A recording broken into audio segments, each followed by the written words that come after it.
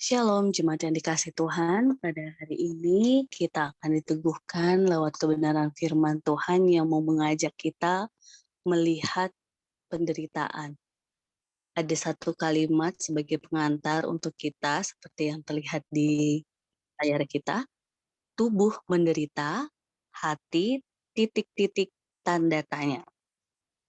Biasanya kalau tubuh kita sakit, tubuh kita sesuatu yang tidak sempurna, tubuh mengalami hal-hal yang tidak mengenakan, biasanya hati kita mengikuti secara manusiawi, yaitu patah semangat, down, terpuruk, dan lemas, dan sebagainya yang justru mengikuti kelemahan fisik tubuh kita.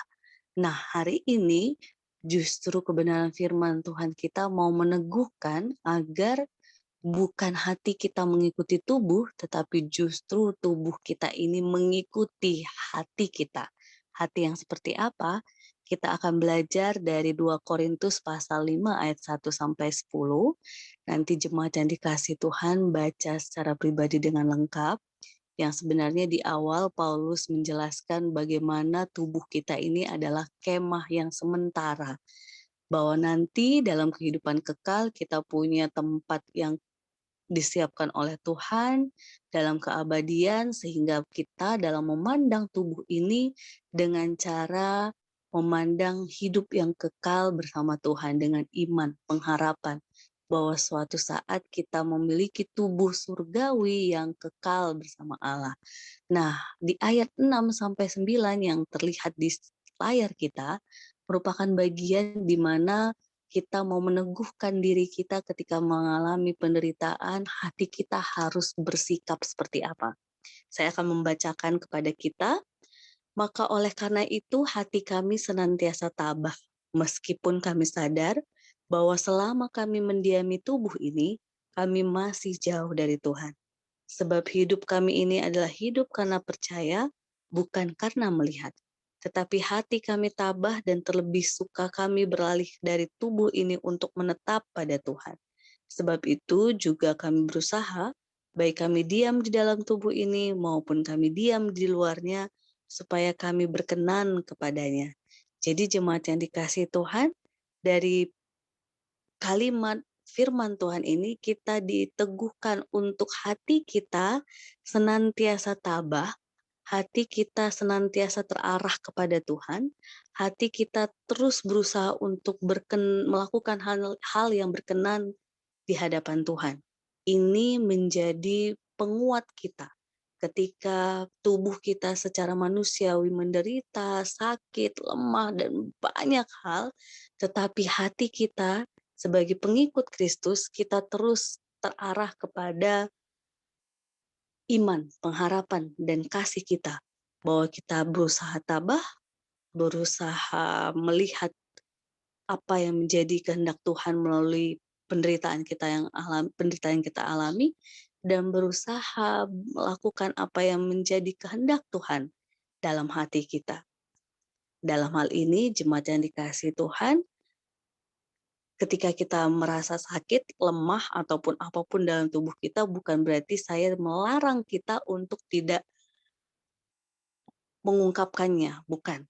Tetapi kita mengungkapkannya dengan cara yang berbeda.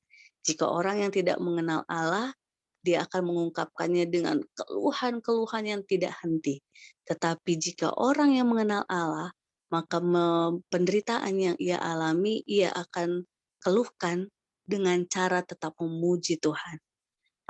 Puji Tuhan, tubuhku walaupun sakit, tetap masih bisa melihat penyertaan Tuhan, mungkin lewat keluarga, lewat alam, lewat banyak hal.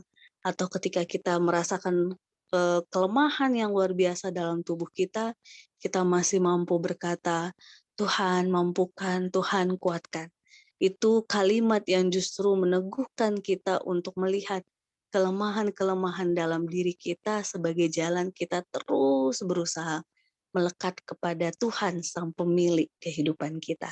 Jadi jemaat yang dikasih Tuhan, Ada banyak penderitaan yang kita alami, baik karena pandemi sehingga tubuh kita ini harus terus diteguhkan agar tidak hidup karena melihat melihat godaan, melihat gaya hidup orang yang tampaknya baik-baik saja begitu ya, tetapi hidup kita karena percaya sehingga kita mau menahan diri, mengontrol diri untuk tubuh kita sehingga kita tidak jatuh kepada keinginan-keinginan dunia yang sementara ini.